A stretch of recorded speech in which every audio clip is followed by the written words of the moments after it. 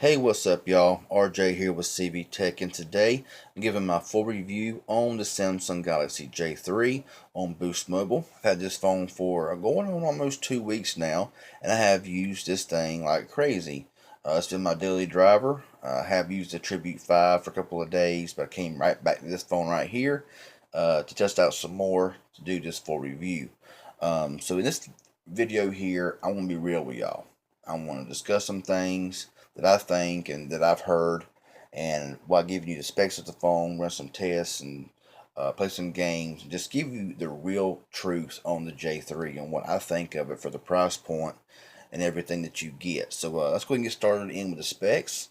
Hurriedly, this phone does run Android 5.1 Lollipop. Hopefully it'll get 6.0. I heard it will. Who knows when? I don't know. No time frame yet. Now, this phone does have a 5-inch display at 720 by 1280 resolution at 294 pixels per inch. This phone does have a Super AMOLED display, and it's a very good looking display, by the way. This phone does have a 5 megapixel camera on the rear with LED flash, records in 720p, and on the front it has a 2 megapixel camera on the front, records in max 640 by 480 VGA quality. This phone does run the 1.2 gigahertz quad-core Snapdragon 410 processor with a 64-bit chip, 1.5 gigabytes of RAM, and 16 gigabytes of onboard storage, and it will support up to 128 gigabyte micro SD card. Now, on the built-in storage, it has close to 11 gigabytes available to user. Pretty awesome, and it really helps out on these budget devices. Now, this phone does have a 2600 milliamp hour battery. It is replaceable, and it has around 22 hours of talk time and 14 days of estimated standby time. Now, this phone has Bluetooth 4.1, 3G, 4G LTE, enhanced LTE compatible, and all that good stuff. So anyway, we'll be done with all of that.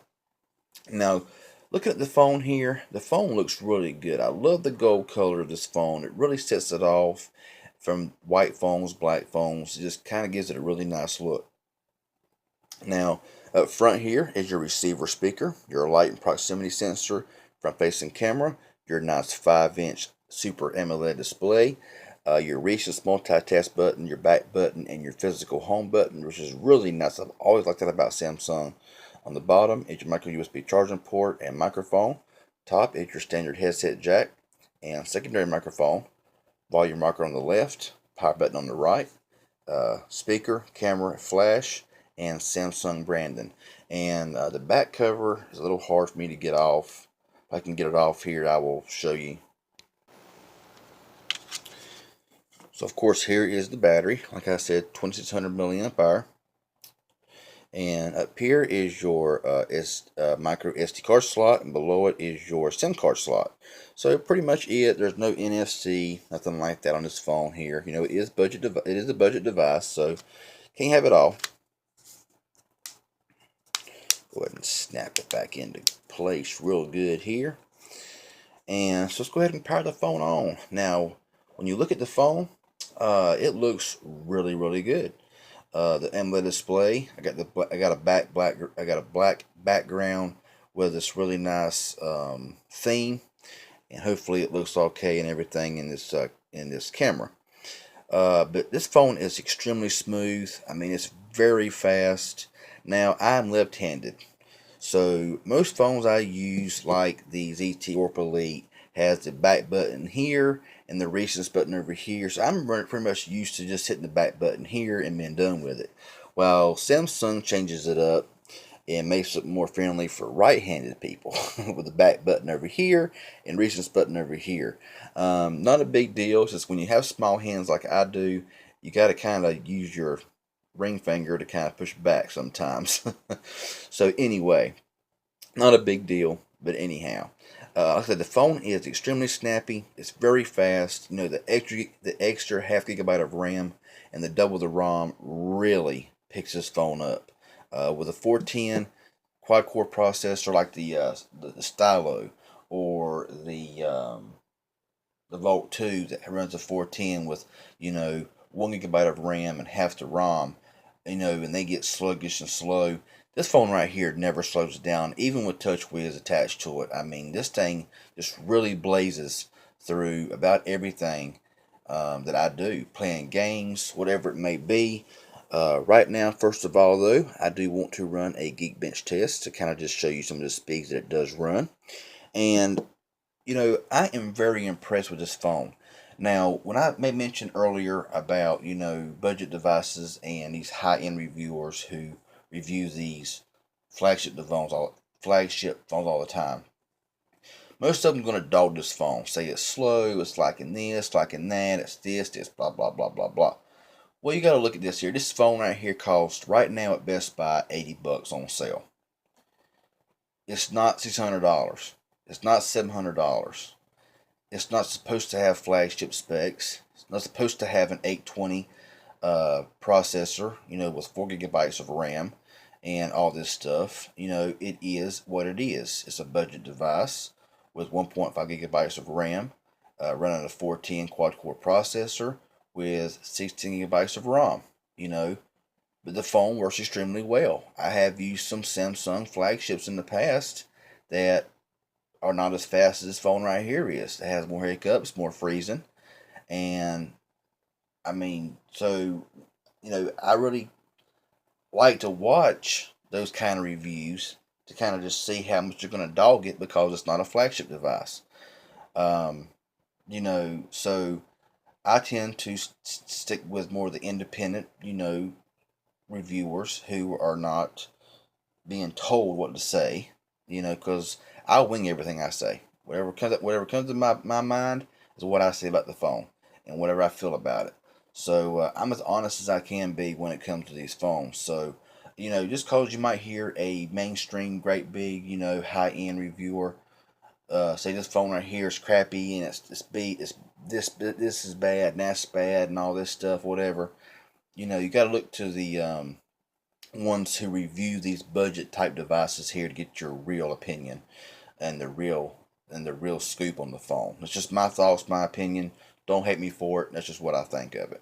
Now, looking at the single core score here, it is coming in at 466 single core score and 1428 on multi core score.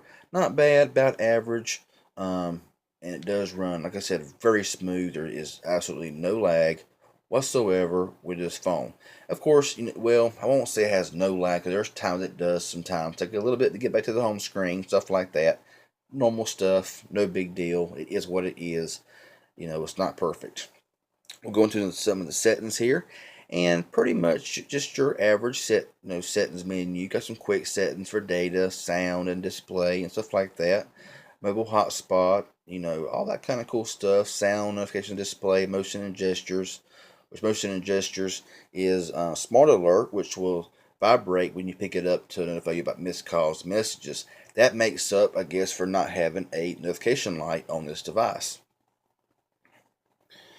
Now, of course, you got easy mode as well, and storage.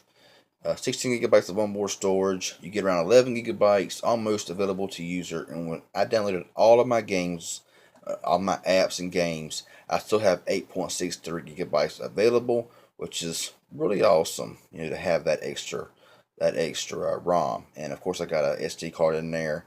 That's for all the pictures, videos, stuff like that. Backing out, looking at the about device, and this phone does run Android 5.1.1. And like I said, hopefully soon it will get it will get Marshmallow. So we can only hope. This phone deserves it. So backing out of here now, we want to play a couple of games like Temple Run 2. We'll let this here set up for a second. Like I said, I am extremely impressed with this phone. This is actually the best phone I've ever had with Boost Mobile, with a close second being the ZT Warp Elite. And I will have a comparison between these two phones here very soon. I've just not had a chance to get them both done yet. This phone right here is fantastic, and I love it. So let this game here load up, and we'll play it for now. This game here is a low, it's not really a high intense game and all that stuff, but we'll play it to kind of just show you how it does play, and it's very smooth. I've had no drop frames. I've had no issues with it freezing any at all. It's just very responsive, and everything that you do with this phone here is very responsive. I think some of the J3s, if I ain't mistaken, run some of the Exynos processors. But don't quote me on that. But from what I've heard, some of them do run the Exynos processors, while some of them, some carriers, do run the Snapdragon 410. So if I'm wrong on that, correct me. So yeah, but very responsive. Going back home now. Going to run Asphalt 8 or Asphalt Nitro, that is. And when this phone gets loaded up, I'll come back. Okay, so that didn't take long. So we're gonna go ahead and play. And this phone here is very enjoyable to play games on. Like I said, like I mentioned earlier, you'll have some that'll say, "Oh, it's just very choppy and drop frames and all this stuff on some higher intense games." So I've played several games on it, and I find it to be very smooth. Like this game right here. I mean it. I mean it plays excellent. I mean there's no drop frames. I mean you can look at the drift in here. It's just really responsive on everything that you do, with no issues whatsoever. Everything you do on the phone, that's pretty awesome. It's just really nice and it's very responsive.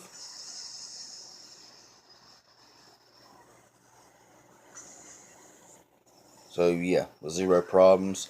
Back to the home screen, and there it is, all the apps back together, and it's just fast, smooth, no issues whatsoever. So now we're going to, so now right now, I'm going to show you the dialer, which this is a different theme that I have downloaded, and so you see all the keys there, nicely spaced out, looks really good and everything. Going into the messages, we will show you the keyboard and everything. Now, I did download the Google keyboard because the Samsung keyboard I'm not too crazy about, which it does have emojis. If you want to know, for the Samsung keyboard, they're just kind of hidden in there. You got to find them. But right here, if you want the emojis, this button right here, you mash it in, push up, and there are all your emojis. And it's got a ton of them, so you should not be without anything that you want to use in emojis. So I want to make mention of that there, because everybody loves emojis. Now, like I may mention earlier, this phone does not have any kind of notification light, nowhere. So if the phone is on silent, on vibrate, or even if you don't hear the phone ring, there's nothing that's going to blink to show you that there's any kind of missed calls or anything else. The bottom keys also don't light up, which is not a big deal. It's not, you won't have a hard time finding the recents button or the back button here on this phone, because they're pretty easy to find anyway. So, also you can double tap home, takes you into the camera, which is really nice feature to see there. And I will do a camera review on it soon, showing you all the camera specs and all that the camera does and everything else. One thing with this phone here, go to Clean Master here, and you will see that even though I don't have a whole lot of apps downloaded, and I go in here to Clean Master, you will see that a lot of RAM is used up on this phone. So TouchWiz does run very good on this phone. However, a lot of RAM is used. There is sometimes it's like 85% used, and I'm like, okay, what's going on here? But you got to frequently clean the files and everything, which sometimes takes a few minutes. So 384, where you got system cache, temple run, stuff like that that takes up space. So you clear all that stuff out, and you got, it drops it to 48%. Don't take it long to get back up to 80% again. But that's just my thoughts and review of the of the Samsung Galaxy J3. Just being real with y'all, it really works out. If there's anything else that y'all want to know about with this phone here, leave it in the comment section below. And I also want to bring up one more thing here. That is the drop down feature here for this is your brightness, of course. You can brighten it up and everything else, which it gets pretty bright. The Super AMOLED display does a really good job. Got your quick toggles here. It does have a flashlight, which is really nice to see on a phone, without having to download any of these scam third-party flashlight apps. It takes all your information, stuff like that. But anyway, just my thoughts on the Samsung Galaxy J3. It's a great phone. I love it. It's one of the best phones I've ever used. Do I recommend it? I give it a full 10 out of a 10. It works flawlessly, and I have no issues with it. So, like I said earlier, any questions or comments, leave them in the comment section below. I'll get back with you as soon as possible. If this was informative in any way, give me that thumbs up. I sure would appreciate it. Subscribe to my channel. I'd really appreciate that as well. Y'all have a good one. Stay tuned for the next video.